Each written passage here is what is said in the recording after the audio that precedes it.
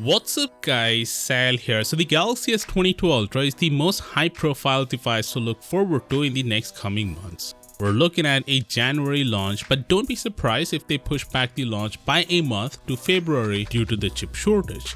We know quite a lot about the handset already, and today we have yet another report that reveals Samsung is planning to break some records when it comes to smartphones. Also, the same report mentions how much the S22 Ultra is supposed to cost. First up, let's talk about the display. You see, right now the record for the brightest display on a smartphone goes to Xiaomi for the Mi 11 Ultra. Technically it's a Samsung display, so Samsung should be given the credit to it. But if we're talking about phones, then Mi 11 Ultra sits right at the top with a peak brightness of 1700 nits. For comparison, the Galaxy S21 Ultra has 1500 nits, while the iPhone 13 Pro Max has 1200 nits of brightness. But the Galaxy S22 Ultra will be capable of hitting a peak of 1800 nits brightness, which means the handsets will have a great outdoor visibility. By the way, this report is from Tech Maniacs, who has a decent track record when it comes to Samsung leaks. They further reiterated that the S22 Ultra will have a 6.8-inch 120Hz display with a Quad HD Plus resolution.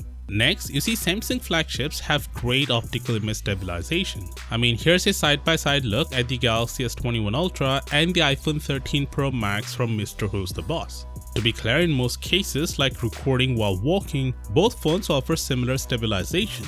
But when you sprint, you see that Samsung clearly has a big advantage over iPhones. And we also have a leaked video from the Pixel 6 Pro's rear camera, and even though it's from a pre-release handset, it's safe to say the S21 Ultra has the best video stabilization among these three phones. But with the S22 Ultra, Samsung wants to take their stabilization game to a whole new level, as the report mentions that the handset will offer 48% better stabilization than the S21 Ultra.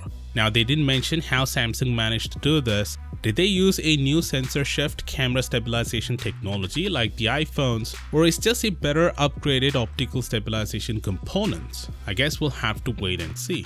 Anyway, as for the price, they mentioned that Samsung is planning to keep the same pricing as the S21 Ultra, which is $1,199 in the United States. I guess these companies, including Apple, have finally realized that raising prices year over year is not gonna help them sell more devices. With that said, NITS mentions that the Galaxy S22 Ultra will get a burgundy red color option. It's the same one we saw on the Galaxy S8 back in 2017. If you're wondering, these are the total color options for the S22 family. We also have a hands-on video of the dummy unit of the S22 Ultra, which shows the signature note look.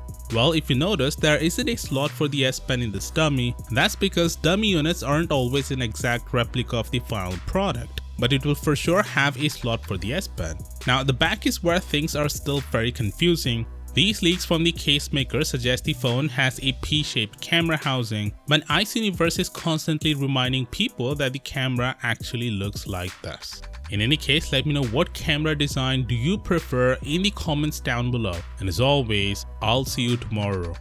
Peace out.